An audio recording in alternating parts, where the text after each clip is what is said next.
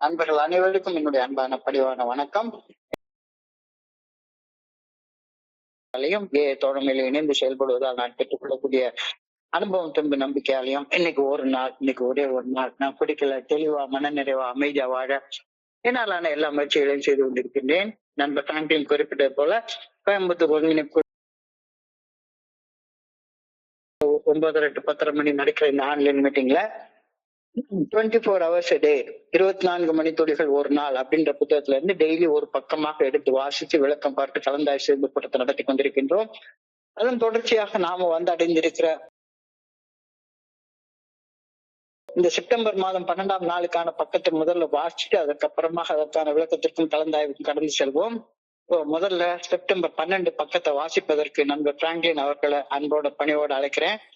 Over to you Franklin. September 12. Thank you.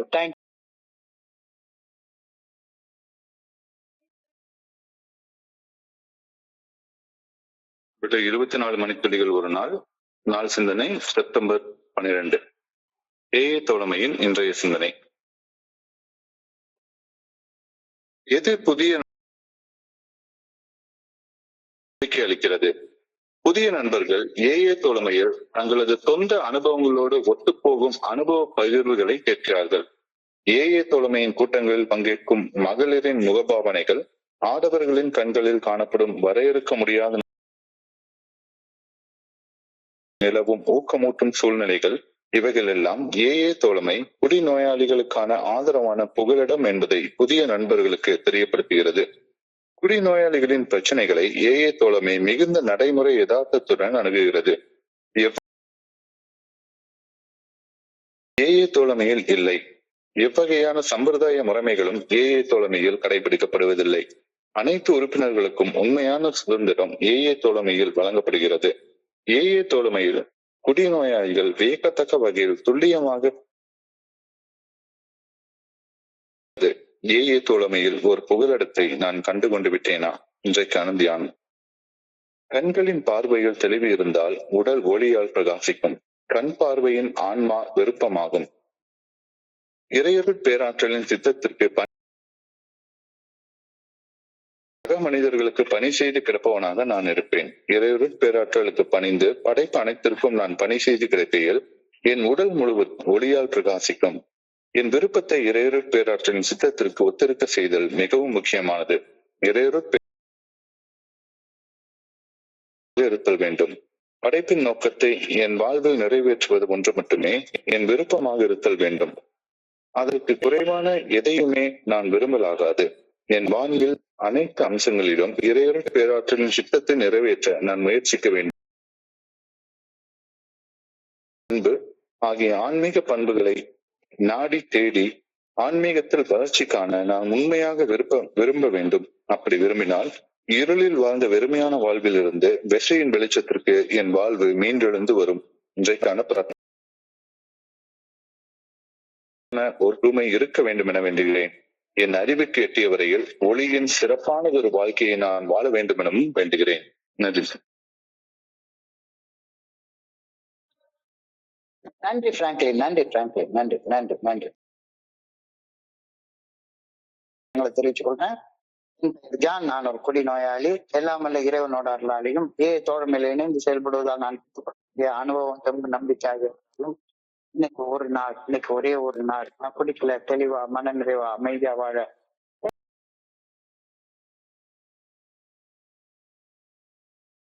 நான் first மீட்டிங்குள்ளார வந்து உட்கார்ந்த போது யாராச்சும் என்ன மாதிரி உட்கார்ந்து 24 hours a day அப்படின்னு ஒரு ஆன்மீக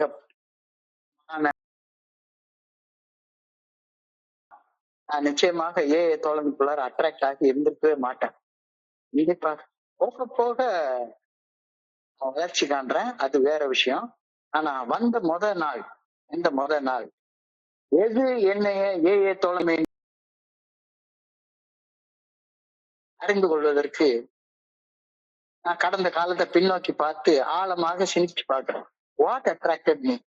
எது என்னைய தோழமைக்குள்ளார ஈர்த்தது அப்படின்னு யோசிச்சு பார்க்கிற நேரத்துல என்னுடைய அம்மா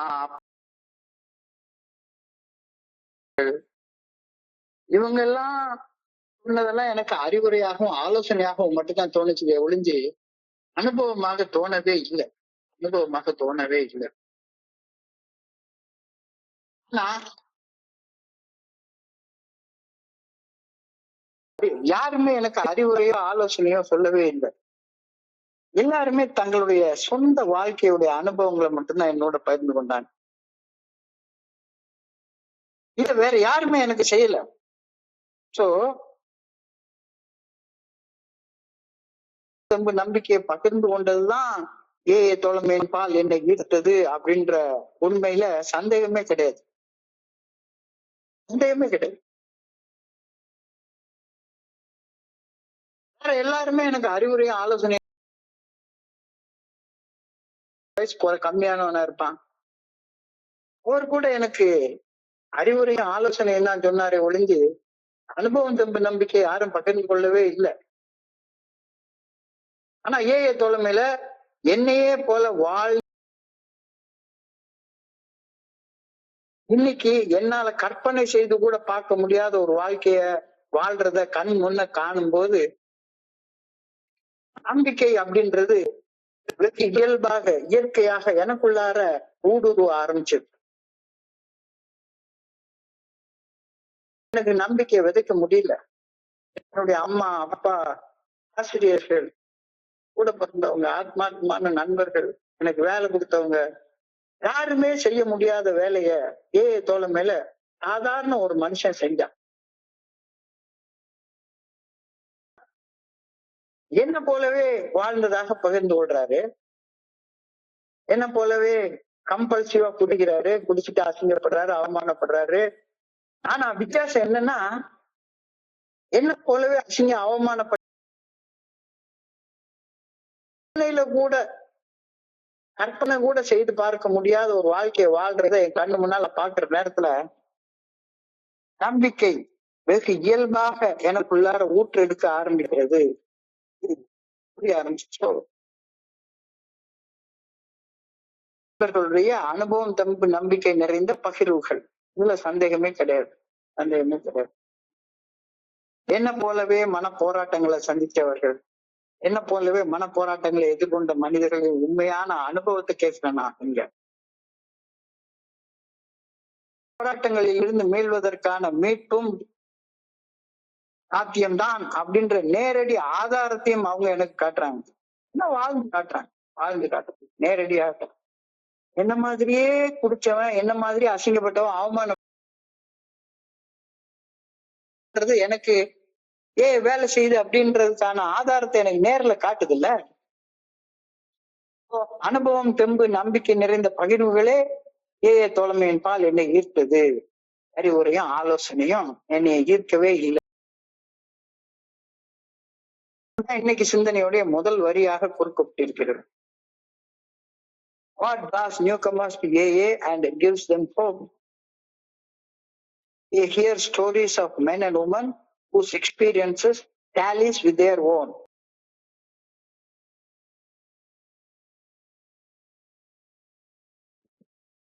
முதல்ல நான் ஈர்க்கப்பட்டால் தானே இந்த இடத்துக்கு திரும்ப திரும்ப வருவேன். இல்லாட்டி நான் வந்து வேடிக்கை பார்த்துட்டு போயிடுவேன். So what drew me in AA? The stories of men and women whose experiences tally with my own. என்ன மாதிரியே ஒருத்தன் என்ன மாதிரியே அசிங்கப்பட்டிருக்கான், பினான்சியல் ட்ரபிள் பண்ணிருக்கான், பிச்சை எடுத்திருக்கான், எல்லாம் பண்ணிருக்கான். ஆனா இன்னைக்கு ஆளை பார்த்தா ஜம்முன்னு இருக்கான்.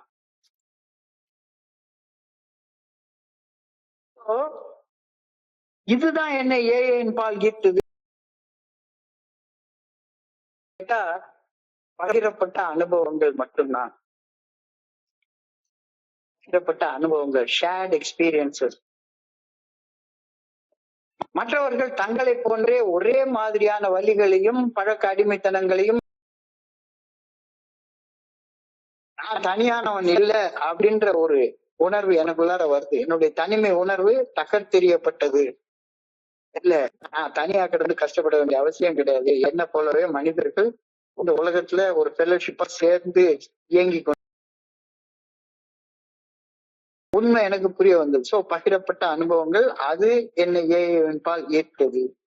ஏஐக்கு தொடர்ந்து வர ஊக்குவித்தது. இரண்டாவது, பகிரப்பட்ட அனுபவங்களை தொடர்ந்து உறுதியான சான்று.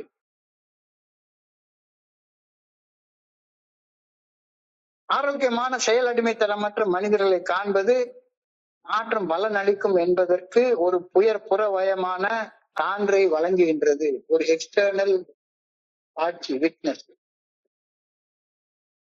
அவங்கள நம்பிக்கை. So, ஒரு உறுதியான சாட்சியம் எனக்கு கிடைக்குது. மூணாவது, அபூர்வமான புரிதல். என்னைய உலகத்துல என்னுடைய மனைவி கூட புரிஞ்சுக்கல, எங்க அம்மா புரிஞ்சுக்கல, அப்பா புரிஞ்சுக்கல. எனக்கு அன்கேனி அண்டர்ஸ்டாண்டிங் அப்படின்னு சொல்லி ஆங்கிலத்துல சொல்றாங்க. Uncanny understanding. யாருக்கும் புரிந்து கொள்ள முடியாத ஒரு புரிதல். இல்ல என்னைய புரிஞ்சுக்கிறான், பாம்பின் கால் பாம்பரியம் அப்படின்ற மாதிரி என்னுடைய நடத்தைகள், என்னுடைய பிஹேவியர், என்னுடைய ஒரு அன்கேனி வேலை அண்டர்ஸ்டாண்ட் பண்ணப்படுகிறது. ஏஏ தோழமை நண்பர்களின் ஆழ்ந்த போராட்டங்களை எவ்விதமான தீர்ப்போ பழி சொல்லோ இல்லாமல் அவங்க யாருமே ஜட்ஜ் பண்ணவே இல்லை. ஜட்ஜ் பண்ணாம புரிஞ்சுக்கிறாங்க. ஏஏ தோழமையின் பால் ஈர்த்தது. வரவேற்கும் சூழல், வெல்கமிங் என்வாயரன்மெண்ட். வரவேற்கும் சூழல், வெல்கமிங் என்வாயரன்மெண்ட். விதிகள், படிநிலை அல்லது சகிப்பு பாதுகாப்பான புகலிடத்தை என்ன நிலைமையில இருந்திருந்தாலும் சரிதான், பரவாயில்லவா, உன்னை நாங்க சகிச்சுக்கிறோம், வந்து உட்காரு, வந்து உட்காரு. பெருசா நீ 7 மணிக்கே வந்து தீரணும்ன்ற கட்டாயம் எல்லாம் கிடையாது. இப்ப சமீபத்துல ஒரு தியான 5:10 காலங்காத்தால 5:10 தியான அறைக்குள்ளார போயிடணும். இல்லாட்டி போனா கதவை பூட்டிடுவாங்க, உள்ள போக முடியாது. விதிகள். அங்க வாய் பேசக்கூடாது, மௌனமாக இருக்கணும். நிபந்தனைகள். இல்லாட்டி சகிச்சுக்க மாட்டாங்க, வெட்டி தூக்கி வெளியே வச்சு வீட்டுக்கு போன அனுப்பிச்சிருவாங்க. விதிகள், படிநிலைகள், சகிப்புத்தன்மை இது இல்லாம ஒரு பாதுகாப்பான புகலிடத்தை ஏஏ தோழமை எனக்கு வழங்குகின்றது. பாதுகாப்பான இதெல்லாம் என்னை ஏஏ தோழமையின் பால் விஷயங்கள், ஈர்த்த விஷயங்கள் அப்படின்னு சொன்னா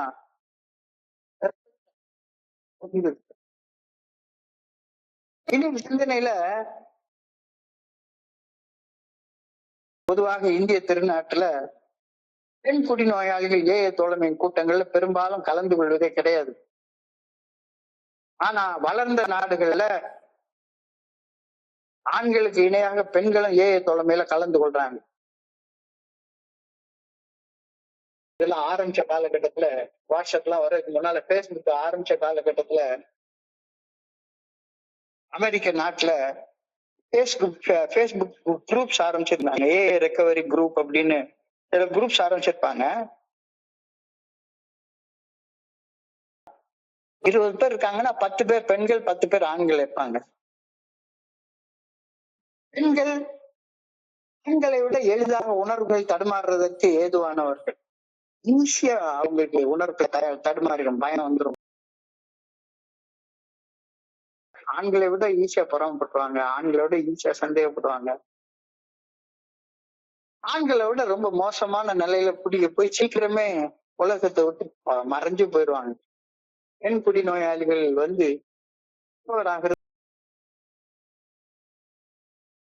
இன்னைக்கு சொல்லியிருக்காங்க,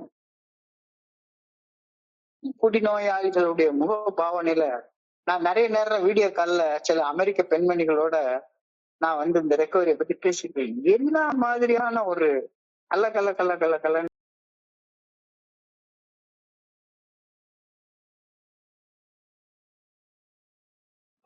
பெண்களின் முகத்துல தெரியக்கூடிய அந்த மன தெளிவு, முக பாவனையில தெரியக்கூடிய மாற்றம், பெண்களின் கண்கள்ல தெரியக்கூடிய நம்பிக்கை, கண்களை தெரியக்கூடிய நம்பிக்கை. எல்லாருமே ஒன்னாக இணைந்து குணமடைவதற்கு சாதகமான ஒரு சூழ்நிலை. இதெல்லாம் ஏஐ தோழமையில நிலவரது என்னால பார்க்க முடியும்.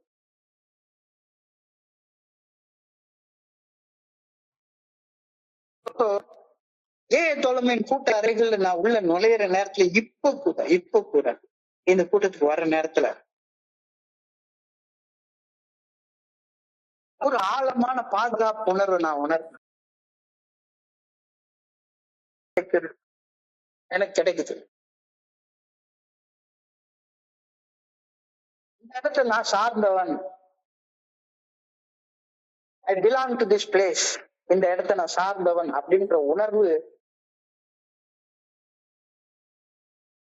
புதுசா ஃபர்ஸ்ட் வர்ற நண்பர்களுக்கே கூட அந்த உணர்வு கிடைக்குது அப்படின்றத என்னால பார்க்க முடியுது, புரிந்து கொள்ள முடியுது. ஸோ என்னுடைய பொறுப்பு, என்னுடைய கடமை புதுசாக வரும் நண்பர்களுக்கு நான் இந்த இடத்தை சார்ந்தவன் அப்படின்ற உணர்வை கொடுக்கிற வகையில நான் நடந்து கொள்ள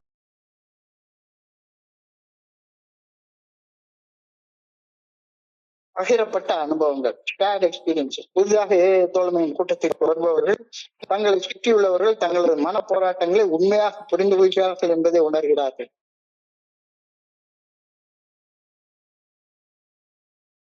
வந்து இணைய வரும் அனைவரும் ஒரு கஷ்டங்களை அனுபவித்தவர்களாகத்தான் இருப்பாங்க.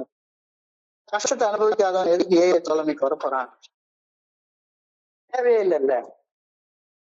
இப்போ எல்லாரும் கஷ்டம் ஈஸியா ஒன்னா சேர்ந்துக்கிறோம். யாருமே வந்து கஷ்டத்தை அனுபவிக்காம யாருமே ஏஐ தோழமையில வந்து இருக்க முடியாது. இம்மீடியட் அக்செப்டன்ஸ் ஏற்படுது. ஏஐ தோழமைக்குள்ள வந்த உடனே இம்மீடியட் அக்செப்டன்ஸ் எல்லாருக்கும் ஈஸியா உருவாகுது. ஏஐ தோழமையில நண்பர்கள் வரவேற்கப்படும் சூழல், பாகுபாடற்ற தன்மை மற்றும் உண்மையான சமத்துவம் ஆகியன மக்களை பாதுகாப்பாக உணர வைக்கின்றது.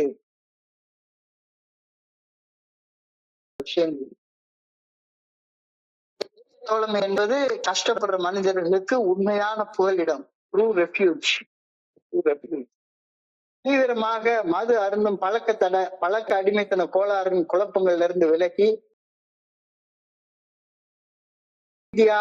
இறுதி புகலிடமாக கஷ்டப்படுற நண்பர்களுக்கு ஏஐ தோழமையின் அந்த கூட்ட அறைகள் விளங்குகின்றன அப்படின்ற கருத்தை இன்னைக்கு சிந்தனையில சிந்திச்சு பார்க்க நம்மளுக்கு கொடுத்துருக்காங்க.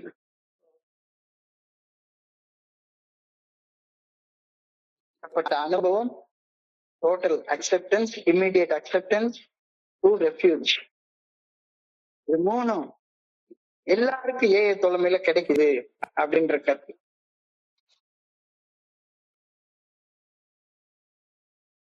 தெம்பு, நம்பிக்கை, மீட்படைவதற்காக 12 படிகள் அடங்கிய மீட்படையும் செயல் திட்டம் ஆகியவற்றில் மட்டுமே கவனம் செலுத்தப்படுவதன் மூலமாக மது அருந்தும் பழக்க அடிமைத்தன கோளாறை ஏஐ தோழமை நடைமுறை யதார்த்தத்தோடு அணுகுகின்றது.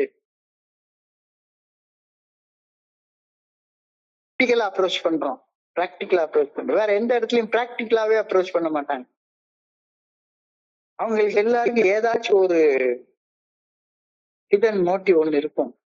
எந்த ட்ரீட்மெண்ட் சென்டருக்கு போனாலும் சரி,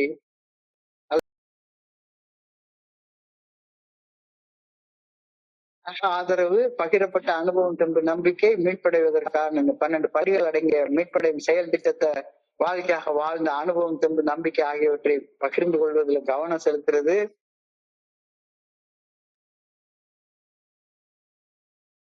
முறை யதார்த்த அணுகுமுறை ஏஐ தோழமையில தவிர வேற எங்கேயுமே நான் பார்க்கல.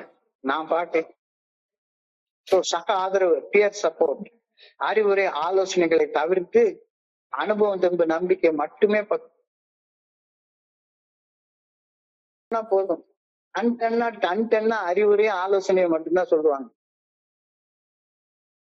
ஒரு டாக்டர் வர்றாரு, 1 மணி நேரம் பேசுவாரு, எல்லாருக்கும் முன்னால கிளாஸ் எடுப்பாரு, அதை காட்டுவாரு. எப்படி கிட்னி பாதிக்குது, எப்படி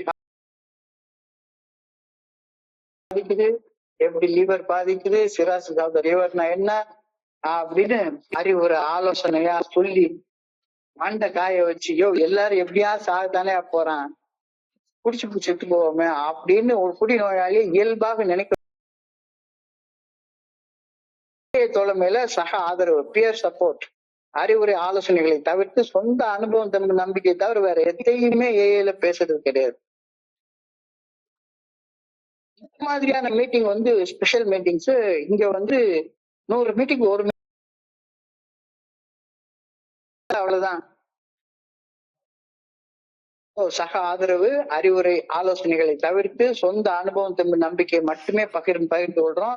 12 படிகள் அடங்கிய மீட்படையும் செயல் திட்டம் மட்டும்தான் குணமடைவதற்காக, குடிநோயின் பாதிப்புகளிலிருந்து மீட்படைவதற்கு இங்க நமக்கு எல்லாருக்கும் தெளிவாக தெரிகிறது. இந்த ஸ்பான்சர்ஷிப் அப்படின்ற வார்த்தையை நான் வேற எங்கேயுமே கேட்டது கிடையாது. ஸ்பான்சர்ஷிப் அப்படின்ற வார்த்தை அன்புடனான ஆதரவு எல்லா இடத்துலயும்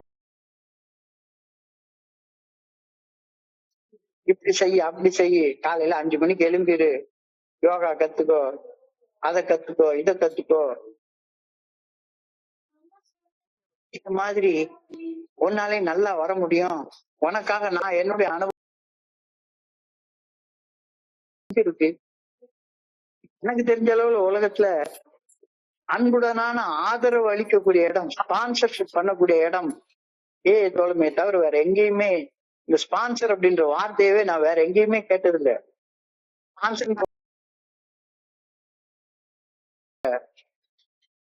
ஒரு அர்த்தத்தை நாம வச்சுக்கிட்ட யாருக்கு இங்க வழிகாட்டுறது இல்ல. தோளோட தோல் கை போட்டு அன்போடு ஆதரிக்கக்கூடிய அந்த செயல் தோழமை தவிர வேற எங்கேயுமே கிடைக்கல. எனக்கு ஒரு நாள் எல்லா வாழ போற வாழ்க்கை வாழ போறோமோ இல்லையோ, ஒரு நேரத்தில் ஒரு நாள், one day at a time, தொலைதூர எதிர்காலத்தை பற்றி கவலைப்படுவதை விடுத்து நிகழும் இந்த கணத்துல கவனத்தை குவித்து வாழ்றதற்கு உள்ள அனுபவம் இங்க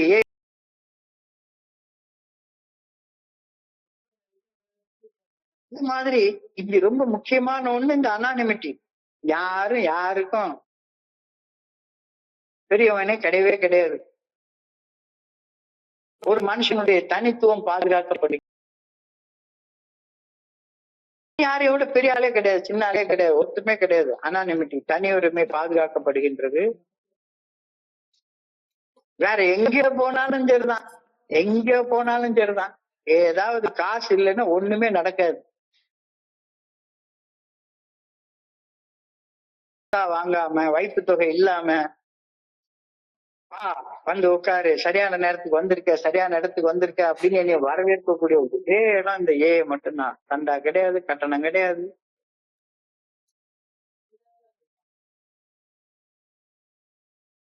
அவர்களை யாருமே சுட்டி காட்டுறதே கிடையவே கிடையாது. நீ இந்த தப்பு செஞ்ச, அந்த தப்பு செஞ்ச, இதை செய்யக்கூடாது, இதை இப்படி செய்யணும் அப்படின்னு அறிவுரை ஆலோசனை சொல்றது கிடையாது. எல்லாமே நீயே புரிஞ்சுக்கோ, அகத்தாய்வு செய், இன்ட்ராஸ்பெக்ஷன் அப்படின்னு சொல்லி ஒரு வார்த்தை சொல்றாங்க. இந்த பள்ளிக்கூடத்துல நான் தான் வாத்தியாரு, நான் தான் ஸ்டூடெண்ட். இது ஒரு வித்தியாசமான ஆஸ்பத்திரி. இங்க நான் தான் டாக்டர், நான் தான் பேஷண்ட். ஏன்னா யாருமே குடிநோயாளி நீங்க ஒருத்தர் கூட சொல்லவே இல்லை. நான் தான் என்ன நானே குடிநோயாளின்னு சொல்லிக்கிறேன். யாருமே அடுத்தவங்களை பார்த்து தங்கள் வாழ்க்கையில வாழ்ந்த அனுபவம் நம்பிக்கையை பகிர்ந்து கொள்றாங்க. அகத்தாய்வு பெரிதும் ஊக்குவிக்கப்பட்டக்கூடிய இடம்ன்றது ஃபெல்லோஷிப், தோழமை. தோழமையில சக இருக்கு, love and tolerance is our code அப்படின்னு சொல்லி ஃபெல்லோஷிப் நாம வளர்ந்து வந்திருக்கிறோம். அடிக்கடி சொல்லக்கூடிய வார்த்தை love and tolerance is our code. அன்பும் சகிப்பு தன்மையும் நம்மளுடைய சக மனிதர்களை சகித்துக் கொள்ளக்கூடிய தன்மை அதோடைய உச்சத்துல இருக்கு. என்ன பண்ணாலும் சரி, உன்னை பத்தி எனக்கு கவலையே இல்லை, ஒன்னால நான் ஒன்னும் ஆயிட மாட்டேன். ஃபெல்லோஷிப் தொடர்ந்து வந்தா நீ நல்லா இருப்ப, பரவாயில்ல. எந்த சாமியை கும்பிட்டு போனாலும் பரவாயில்ல, எவ்வளவு மூட நம்பிக்கை இருந்தாலும் பரவாயில்ல.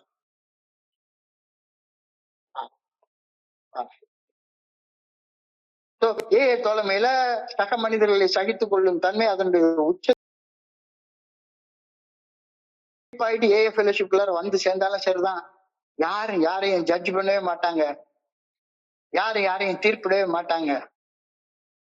மறுபடியும் என்ன சொல்லுவாங்க? சரியான நேரத்துக்கு சரியான இடத்துக்கு வந்திருக்க, தொடர்ந்து வா, நல்ல நிச்சயம். இந்த வார்த்தையை தவிர வேற ஒன்னையும் திரும்ப absence of intolerance of any kind சகிக்காம இங்க யாருமே இருக்கிறதே கிடையாது.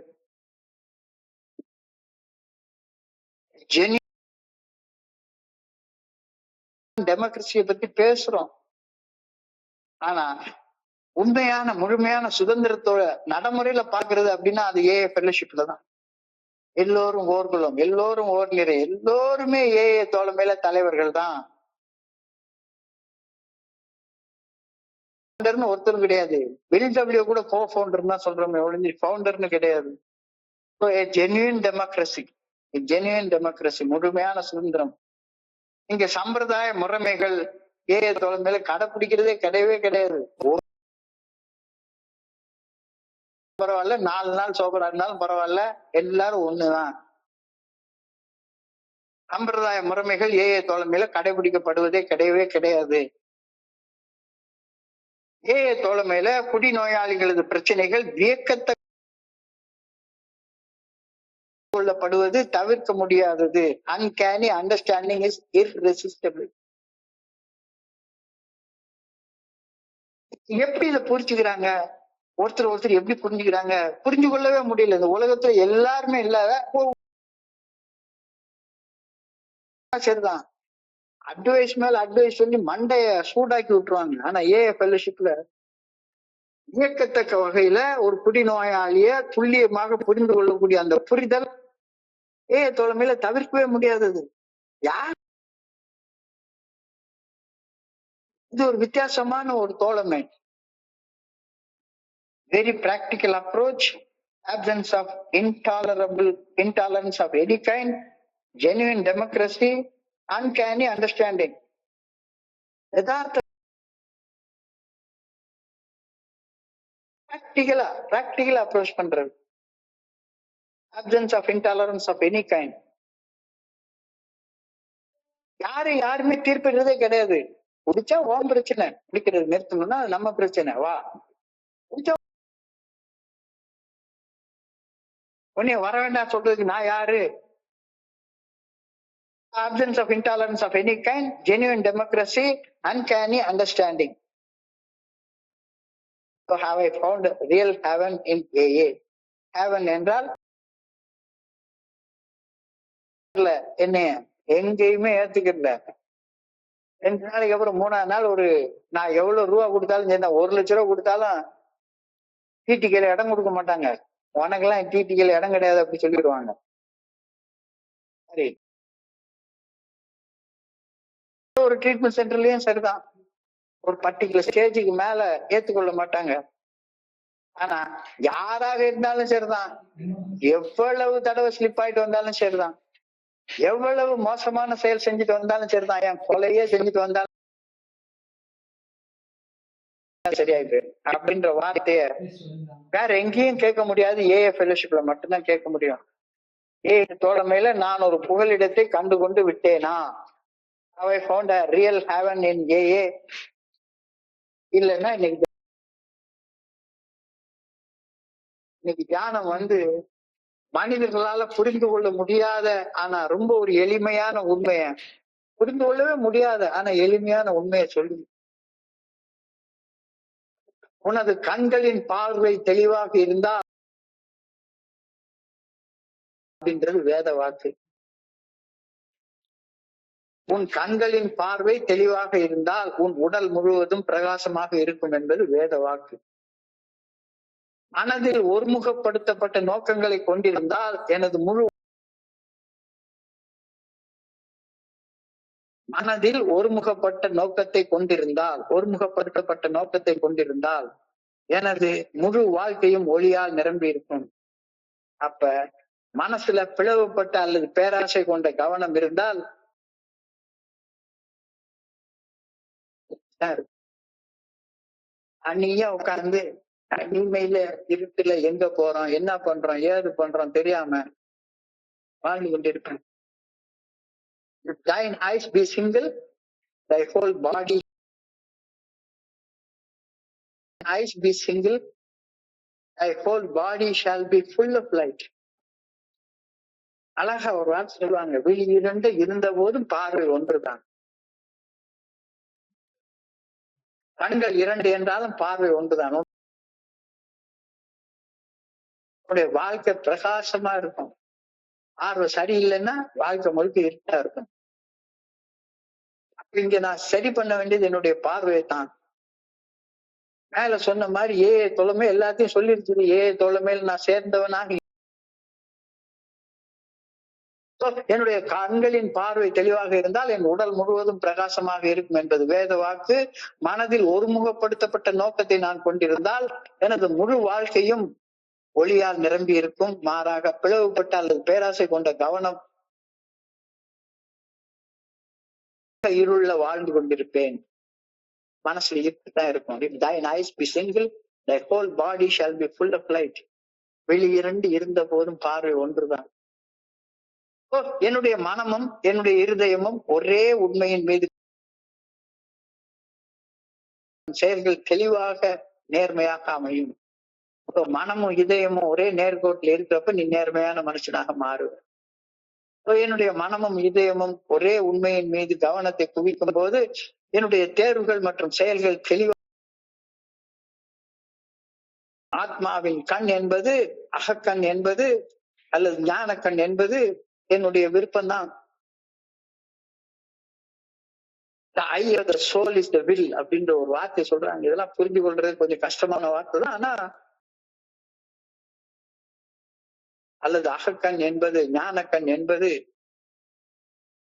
என்னுடைய மனசுடைய விருப்பம் தான். அதுதான் ஆத்மாவின் கண். புறக்கண்களுக்கு தெரியாத தெய்வீக உண்மைகளையும் பிரபஞ்ச ஒளியையும் உணர நான் என்னை விட்டுட்டு எங்க தாத்தா, எங்க பாட்டன் அவன் சொன்ன கடவுளை நான் தேடிக்கிட்டே இருந்தேன்னா கடவுளை ஒரு நாள் நான் கண்டடைய போறதே கிடையாது. நான் புரிந்து கொண்ட இறைவன், நான் புரிந்து கொண்ட இறைவன், இறைவனை நான் புரிந்து கொள்ளணும்ன்ற விருப்பத்தை வந்து அடையிறப்ப என்னுடைய அந்த அகக்கண், என்னுடைய ஞான கண் திறக்குது.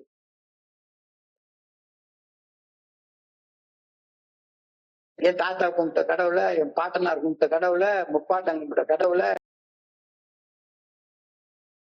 நான் புரிஞ்சு கொள்ளாமலேயே கும்பிட்டுட்டே இருந்தேன்னா புறக்கண்களுக்கு புரியாத, புறக்கண்களுக்கு தெரியாத தெய்வீக உண்மைகளையும் பிரபஞ்ச ஒளியையும் உணர ஆன்மா விரும்புவதுதான்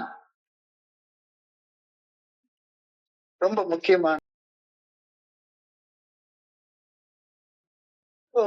ஒவ்வொருத்தருக்கும் ஆன்மாவுடைய முக்கியமான விருப்பம் என்னவாக இருக்கும்? மெய் அறிவு பெறணும். எதுக்காக நமக்கு போய் அந்த ஆராயத்தை போய் குடிச்சோம்? புற உலக மாயைகளை கடந்து உண்மையான இறையர் பேராட்டிலையும் ஆண்மை செஞ்சு பார்த்தோம். கோயில சுத்துறோம், கோலத்தை சுத்துறோம், சுத்துறோம் சுத்துறோம் சுத்துறோம் சுத்துறோம் மெய் அறிவு பெறணும் அப்படின்ற எண்ணம் தானே. உலக மாயைகளை கடந்து உண்மையான இறையர் பேராட்டிலையும் ஆன்மை இயற்கையும் அறிய துடிப்புடன் இருப்பது,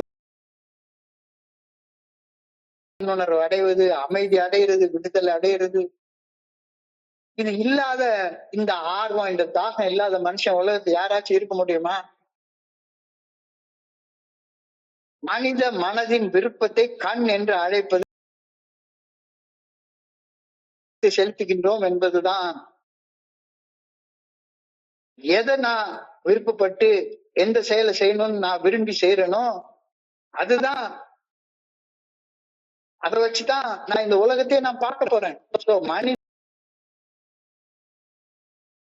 விரும்பி தேர்வு செய்து அதன் மீது கவனத்தை செலுத்துகின்றோம் என்பதை குறிக்கின்றது. நமது முழுமையான ஆன்மீக நிலையையும் ஒழுக்க தெரிவையும் வடிவமைக்கிறது நம்முடைய விருப்பம் தான். இந்த விருப்பம் தான் ஆன்மாவுடைய குடிக்கிறது நிறுத்தணுன்ற விருப்பம் இல்லைன்னா நீ ஒண்ணுமே செய்ய முடியாது.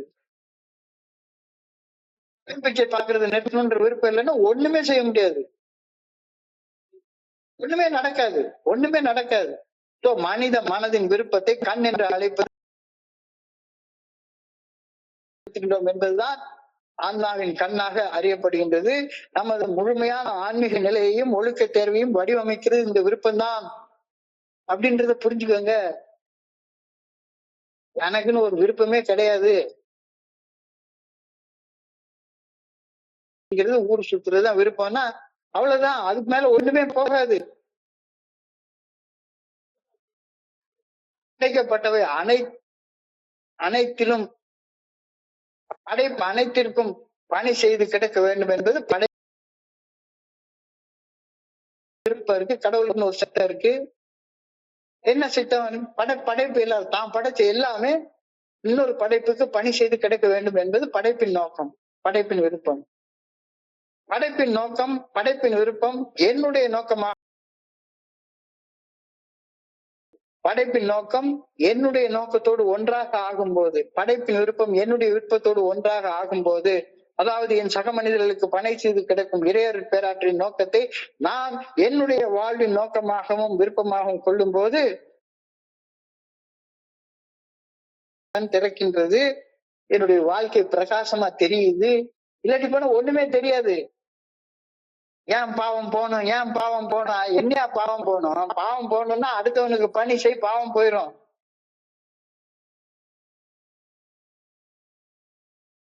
பண்றது ஊர் முழுக்க போய் பரிகாரம் பண்ற அப்படின்னா பரிகாரமே பக்கத்துல இருக்க மனுஷனுக்கு செய்யக்கூடிய நல்லது தானே பரிகாரம். படைக்கப்பட்டவை அனைத்தும் படைப்பு அனைத்திற்கும் பணி செய்து கிடைக்க வேண்டும் என்பது படைப்பின் ஒரே நோக்கம், படைப்பின் ஒரே விருப்பம். படைப்பின் நோக்கம்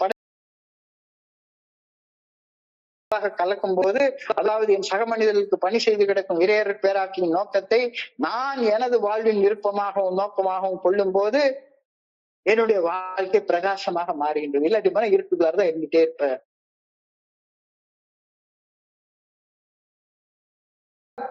To serve him with my life, to serve him by helping others, then truly my whole body will be full of light. மறுபடியும் இந்த வார்த்தையை படிக்கிறேன். படைக்கப்பட்டவை அனைத்து என்பது படைத்தவரின் நோக்கம், படைத்தவரின் விருப்பம். படைத்தவரின் விருப்பமோ என்னுடைய மனசுடைய விருப்பமோ ஒன்னாக மாறும்போது, படைப்பனைத்திற்கு பணி செய்து கிடப்பது என்னுடைய வாழ்க்கையின் நோக்கமாக மாறும்போது வாழ்க்கை இருட்டாதான் இருக்கும்.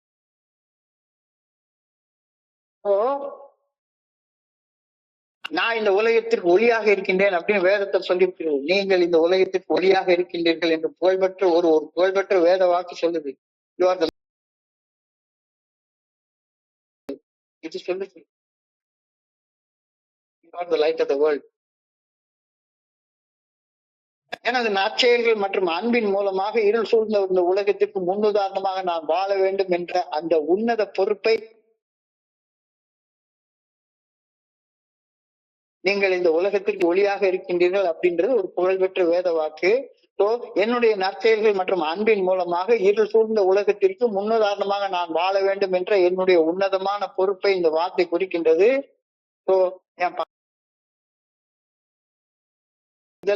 அவனை ஸ்பான்சர் பண்றது, ஆதரவு அளிக்கிறது, வெளிச்சத்துல வாழ்றது, சக மனிதர்களுக்கு தயவுடனும் அன்புடனும் பணி செய்து கிடக்க வேண்டும், அவதிப்படுவோருக்கு ஆறுதலாக வாழ வேண்டும், நேர்மையான வழியில நடக்க வேண்டும், அன்பு என் மூலமாக வெளிப்பட வேண்டும். என்னடா திரும்ப திரும்ப என்னென்னமோ சொல்லிக்கிட்டே போறாங்க. சிந்தனையில ஒண்ணு சொல்லிட்டு தியானத்துல அவங்க பாட்டுக்கு அறிவுரையும் ஆலோசனையுமா வெளி தெளிச்சு அனுபவம். சான்றோர்களுடைய சாட்சிய வாழ்வு வாழ்றவங்க தானே சான்றோர்கள். இந்த சாட்சிய வாழ்வு வாழ்ந்தவங்க தான் சொல்றாங்க, நீங்கள் இந்த உலகிற்கு ஒளியாக இருக்கின்றீர்கள் என்பது புகழ்பெற்ற ஒரு வேத மூலமாக இருள் சூழ்ந்த இந்த உலகத்திற்கு முன்னுதாரணமாக நான் வாழ வேண்டும் என்ற உன்னதமான பொறுப்பை இந்த வார்த்தைகள் இருக்கின்றன. என்னுடைய சக மனிதனுடைய மன இருளை நீக்குவதற்காக நான் வாழணும், அந்த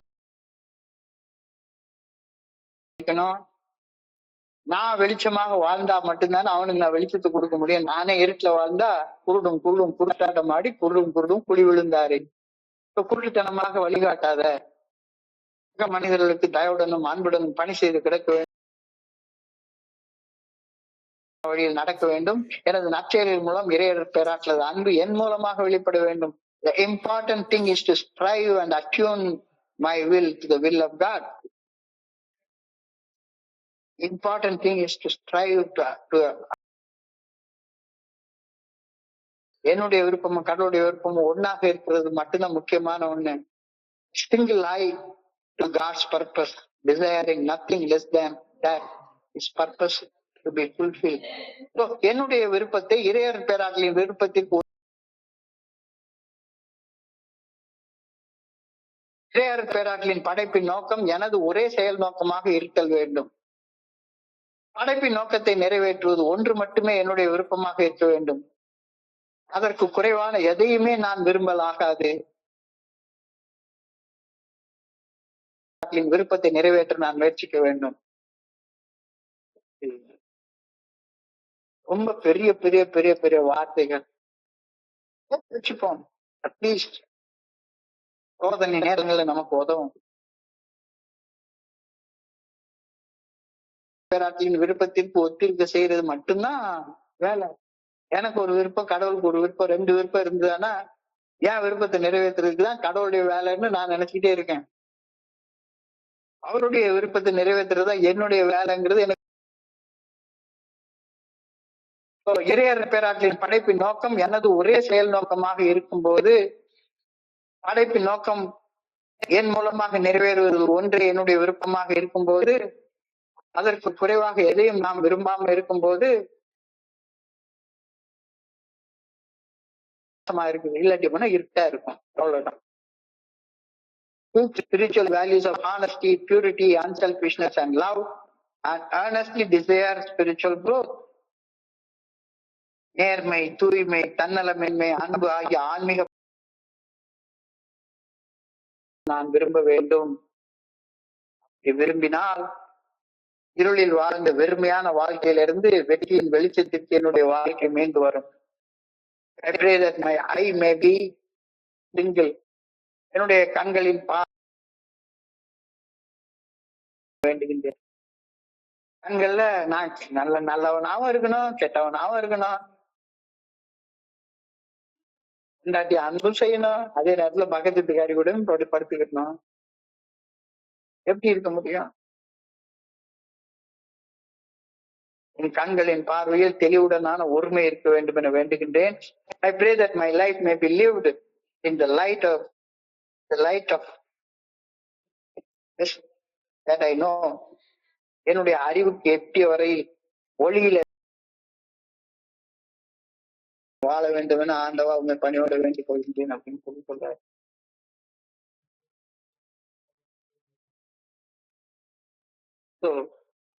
இன்றைக்கு சிந்தனை, தியானம், பிரார்த்தனைய ஒரு 5 நிமிஷத்துல இன்னொரு தடவை குயிக்கா தோழமையில நம்மளை ஈர்க்கக்கூடிய ஒரே விஷயம், ஈர்ப்பு அப்படின்னு சொல்லி பார்த்தோம்னா அறிவுரை, ஆலோசனை எல்லாம் கிடையவே கிடையாது. அனுபவம், தொண்டு, நம்பிக்கை.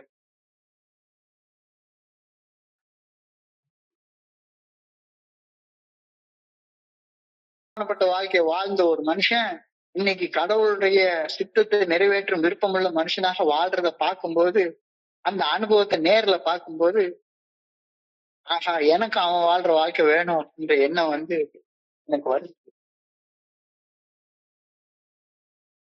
பகிரப்பட்ட அனுபவங்கள், உறுதியான சான்று, பூர்வமான புரிதல், வரவேற்கும் சூழல்.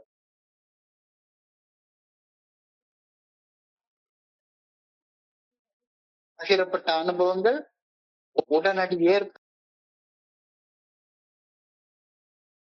சக ஆதரவு, பகிரப்பட்ட அனுபவம், நம்பிக்கை, மீட்படைவதற்காக 12 படிகள் அடங்கிய மீட்படையும் செயல் திட்டம் ஆகியவற்றில் மட்டுமே கவனம் செலுத்துவதன் மூலமாக மது அருந்தும் பழக்க அடிமைத்தன கோளாறு தோழமை நடைமுறை யதார்த்தத்துல அணுகுகின்றது. மனசுல எல்லாம் நான் படைக்கப்பட்ட நோக்கத்தை பத்தி எல்லாம் நான் யோசிக்க போறேன்னா, இந்த படைக்கப்பட்ட நோக்கமே போதையில உலகிட்டு அலையிறதா என்னுடைய நோக்கம்னு நான் நினைச்சிட்டு இருப்பேன். ஊர் சுத்துறதா என்னுடைய நோக்கம்.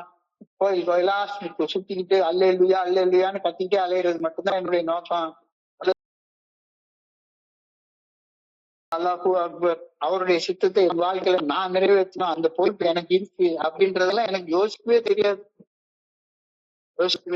So a has a very practical approach. அப்படி இல்லாதவங்களே ஈஸியா சகிச்சு கொள்றது, absence uncanny understanding.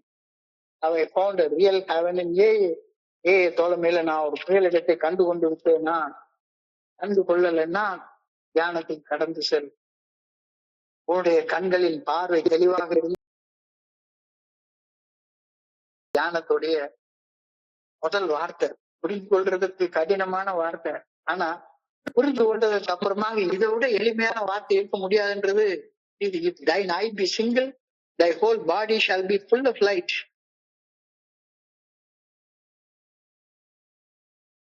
Body shall be full of light. இரண்டு இருந்த போதும் பார்வை ஒன்றுதான். மூன்றாவது கண், அகக்கண் அப்படின்னு ஒண்ணு இருக்கு. ஆத்மாவின் கண் என்பது அகக்கண் அல்லது ஞான கண்ணை குறிக்கின்றது. The eye of the soul is the will. அதுதான் உன்னுடைய மூன்றாவது கண். அது எங்கேயோ நம்ம வேற ஒரு இடத்துல இல்ல, உன்னுடைய இதயத்துல நீங்க எந்த செயல் செய்யணுன்ற விருப்பமாக இருக்கிறோ அந்த விருப்பம் தான் உன்னுடைய ஆன்மாவின் அகக்கண்ணாக இருக்கின்றது. புறக்கண்களுக்கு தெரியாத தெய்வீக உண்மைகளையும் பிரபஞ்ச ஒளியையும் உணர இல்லைன்னா ஒண்ணுமே நடக்காது. வெறும் பக்கத்துல இருக்கிற பொண்டாட்டிய சைட் அடிக்கிறதுக்கு ராத்திரி உட்கார்ந்து கதவை கூட்டிட்டு உட்கார்ந்து போன் பிக்சர் பாக்குறதுக்கு விருப்பம் இருந்தா கடவுளுடைய சித்தத்தை அறிந்து கொள்றதுக்கான விருப்பம் எப்படி வரும்? எங்களுக்காக சித்தம் வள வள வள வளன்னு சும்மா பேசிட்டாலே வேண்டிதான். ஒர்க் ஷாப் மீட்டிங்ல நான் முடிச்சுட்டு இந்த பக்கம் ரூம்ல வந்து நான் மறுபடியும் உட்கார்ந்து கேடுகட்ட செயல் ஏதாவது ஒண்ணு செஞ்சுட்டு இருக்க போறேன். ஆன்மாவின் முக்கிய விருப்பம் மெய் அறிவு பெறுதல், புற உலக மாயைகளை கடந்து அறிய துடிப்போடு இருக்கிறதுதான் தன்னுணர்வு, அமைதி மற்றும் விடுதலை. மனித மனதின் விருப்பத்தை கண் என்று அழைப்பது நாம் எதை விரும்பி தேர்வு செய்து அதன் மீது கவனத்தை செலுத்துகின்றோம் என்பதுதான். நமது வடிவமைப்பது நம்முடைய விருப்பம்தான். இதை விரும்புறியோ அதுவாகவே நிறுத்த போற. மேற்கொள்ளுன்றது விருப்பம் இருந்ததுன்னா குடிக்கிறது நிறுத்த போற, இல்லாட்டி போனா குடிச்சிட்டே இருக்க போற. நேர்மையான வழியில பணம் சேர்த்து வச்சுக்கிட்டு 60 வயசுல குத்துதா புடையுதுன்னு இருக்க போற. If my will is to do the will of God, to serve Him with my life, to serve Him by helping others, then truly my whole body will be full of light. படைக்கப்பட்டவை அனைத்து நோக்கம் படைப்பின் ஒரே விருப்பம், படைப்பின் நோக்கம் படைப்பின் விருப்பம் என்னுடைய நோக்கம் விருப்பத்தின் ஒரு விருப்பத்தோடு ஒன்றாக ஆகும்போது, அதாவது சக மனிதர்களுக்கு பணி செய்து கிடக்கும் இறையர் பேராற்றலின் நோக்கத்தை நான் என்னுடைய வாழ்க்கையின் நோக்கமாக விருப்பமாக ஏற்றுக்கொள்ளும் போது இருப்பேன். You are the light of the world அப்படின்னு சொல்லியிருக்காங்க. நீங்கள் இந்த உலகிற்கு ஒளியாக இருக்கின்றீர்கள் என்று புகழ்பெற்ற வேத வாக்கு. எனது நற்செயல்கள் மற்றும் அன்பின் மூலம் இருள் சூழ்ந்த இந்த உலகத்திற்கு முன்னுதாரணமாக நான் வாழ வேண்டும்.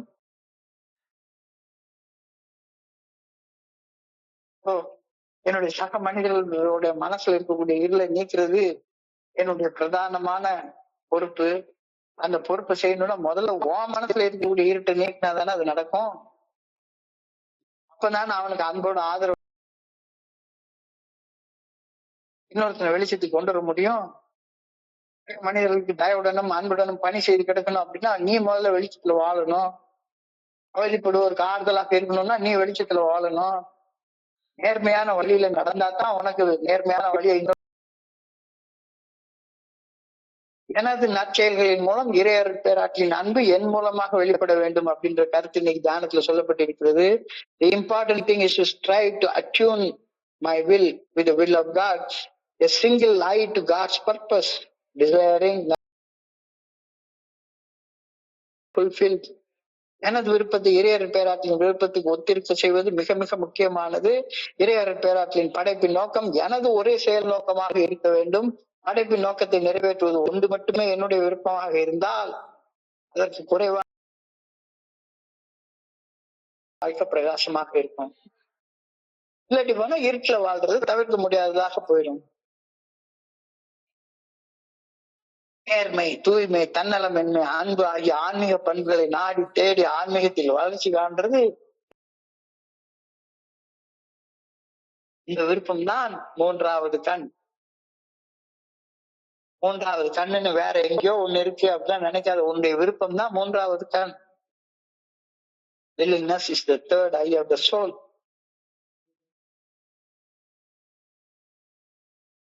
அந்த வாழ்க்கை வாழ்விலிருந்து வெற்றியில வெளிச்சத்தின் வாழ்விற்கு நீ கடந்து வருவ.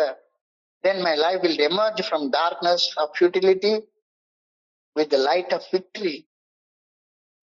வாழ விரும்ப வேண்டியது இப்ப என்னுடைய கடமை. I pray that பார்வையில் தெளிவுடனான ஒருமை இருக்க வேண்டும் என ஆண்டவா வேண்டுகின்றேன். இந்த பிரார்த்தனை இன்னொரு தடவை சொல்றேன்.